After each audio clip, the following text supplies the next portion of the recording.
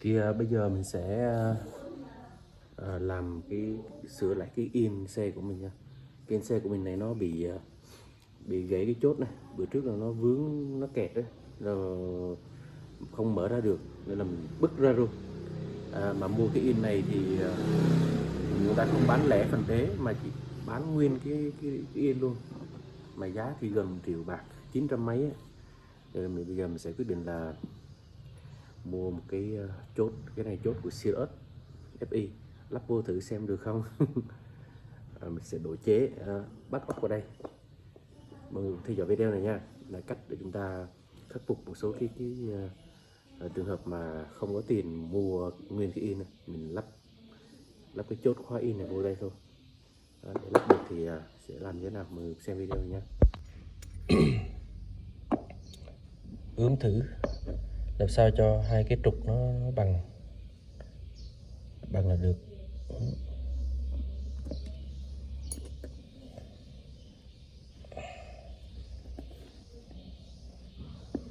Chỗ này nó hơi cứng rồi.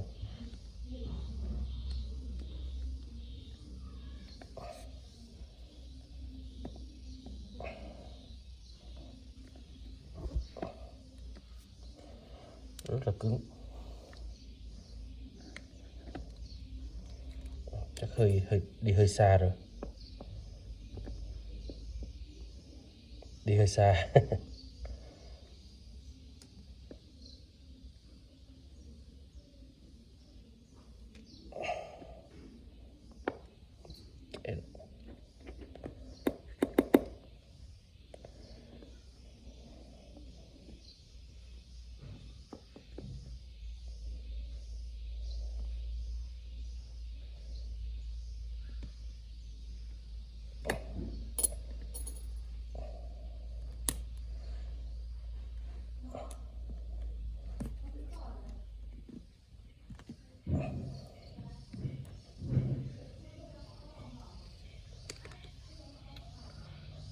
Hai lỗ này nó hơi xa.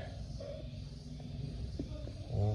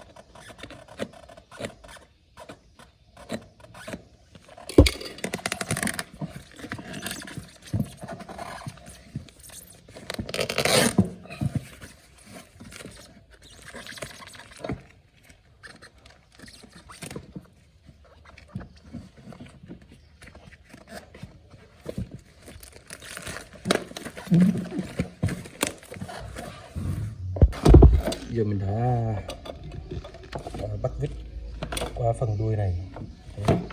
Đối về trước có một điều là cái ốc cũng hơi dài, thì phải cưa gắn lại mới dùng được nha. Biết lắp vô nó có ok không rồi điều chỉnh lại xíu.